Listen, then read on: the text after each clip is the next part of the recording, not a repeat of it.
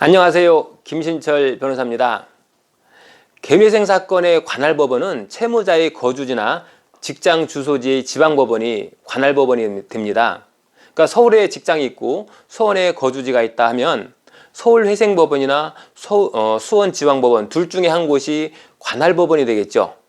이 경우에 서울회생법원에 신청하는 것이 유리하다는 말이 있는데요. 자, 오늘은 이 각 법원별로 조금씩 차이가 나는 사건 처리 기간과 내용, 그리고 조금 더 수월하게 사건을 진행할 수 있는 법원이 있는지 한번 알아보겠습니다.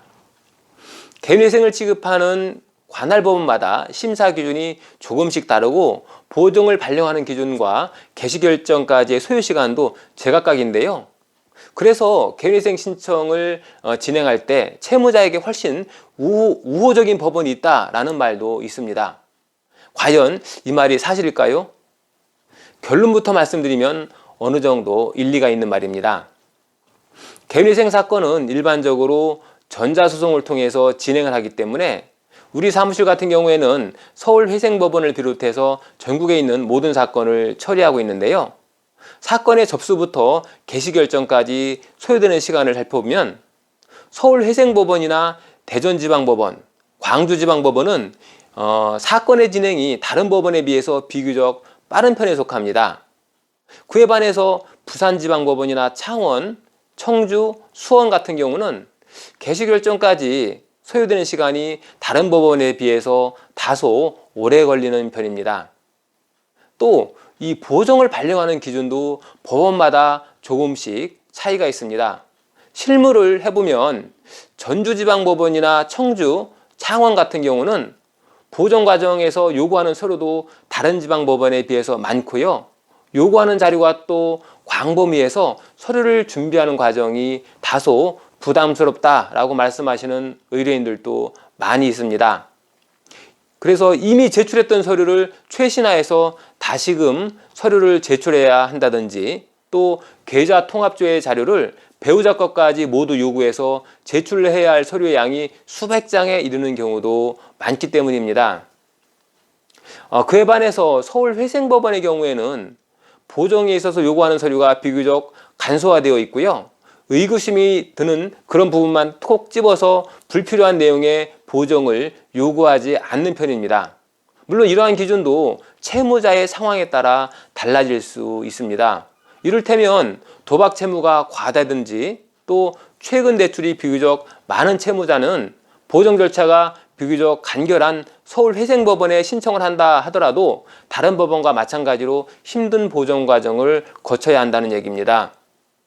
이렇게 법원마다 조금씩 특색이 있다 보니 본인의 관할법원이 아닌 다른 법원에서 사건을 진행하고 싶어하는 의뢰인도 있는데요. 굳이 그렇게까지 하실 필요는 없습니다. 본인의 사정을 잘 진술해서 합리적인 변제 계획안을 짜 나간다면 굳이 생활권까지 바꾸는 번거로움을 감수하실 필요는 없을 겁니다. 또 어떤 분들은 이런 질문을 하시는 분들이 있는데요. 내 친구는 대전지방법원에서 개미생 사건을 접수해서 2개월 만에 개시결정이 나왔는데 왜 저는 4개월이나 걸립니까? 라고 묻는 분이 계세요. 근데 그 이유는 개미생이 서류를 검토하는 회생위원마다 보정공고하는 기준이 다르기 때문입니다. 법원에 있는 회생위원들마다 담당하고 있는 누적 사건의 양과 또 그 회생위원의 성향, 처리 속도가 다 다르기 때문에 같은 법원이어도 조금 더 빠르거나 조금 더 느린 결정이 나올 수 있는 거죠. 예를 들어서 똑같이 1월 초에 대전지방법원에 사건이 접수되었다라고 하더라도 어떤 사건은 3월 달에 개시결정이 날 수도 있고요. 또 어떤 사건은 5월 달이 되어서야 개시결정이 날 수도 있습니다. 사건이 다를 뿐만 아니라 같은 법원이어도 보정 내용이 조금씩 다르기 때문이죠.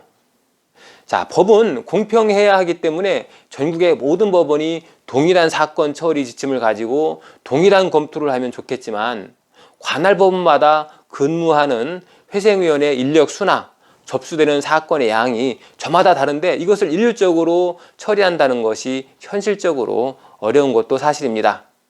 오늘은 개미생을 신청할 때 법원마다 사건 처리 기간이나 절차가 다른 이유와 좀 더 수월하게 사건을 진행할 수 있는 법원에 대해서 알아봤습니다.